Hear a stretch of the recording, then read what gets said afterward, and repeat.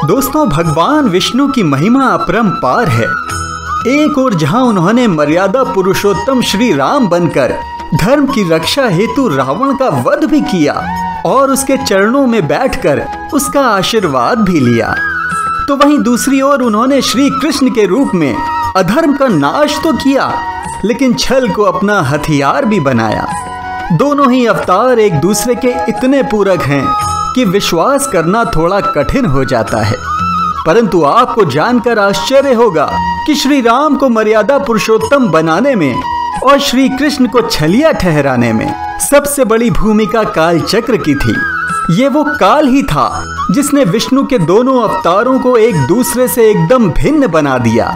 तो आखिर क्या था वो काल का चक्र जो घूमा तो एक मर्यादित राम और दूजा छलिया कृष्ण बन गया?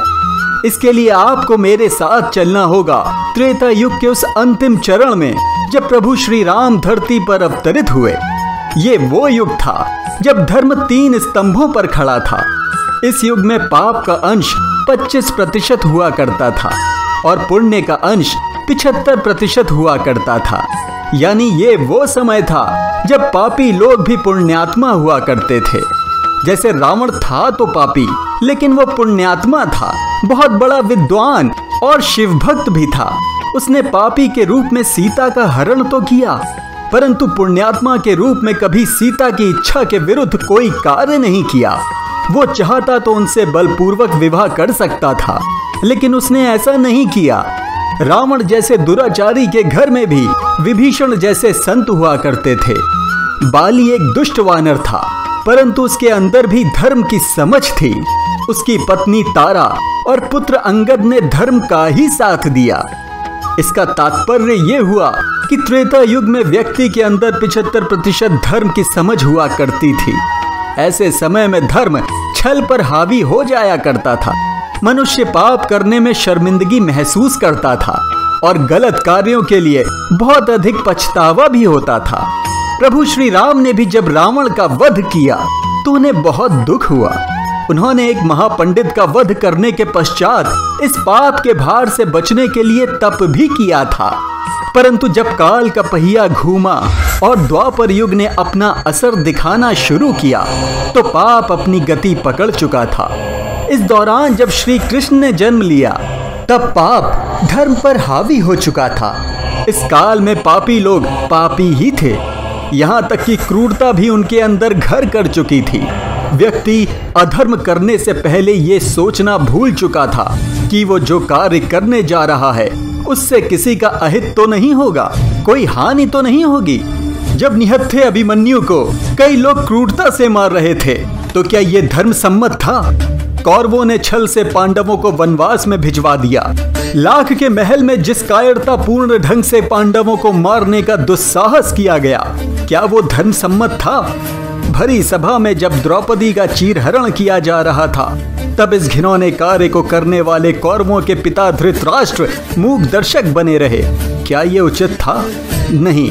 परंतु आखिर धृतराष्ट्र से धर्म की अपेक्षा भी कैसे की जा सकती थी, जिसने अपने सास, ससुर, साले और साली को आजीवन कारावास में डालकर भूखा मार दिया। भरी सभा में बैठे सबके आदरणीय भीष्म पितामह के मुख से भी विरोध का एक स्वर नहीं फूटा। महाभारत की एक एक घटना कौरव पक्ष की क्रूरता के किस्सों से भरी पड़ी है। यदि ऐसे लोगों को युद्ध में एक मौका भी जीवित रहने का मिल जाता तो कुरुक्षेत्र की रणभूमि में अधर्म की पताका फहरा रही होती। इसीलिए श्री कृष्ण ने अपने काल और परिस्थिति के अनुसार निर्णय लिया। आचार्य द्रोण का वध, दुर्योधन की जंघा में प्रहार, दुशासन की छाती को चीरना, जयद्रथ के साथ हुआ छल, निहत्थे कर्ण का वध और इन सबसे पहले क्रूर जरासंध का वध, क्या ये उचित नहीं था?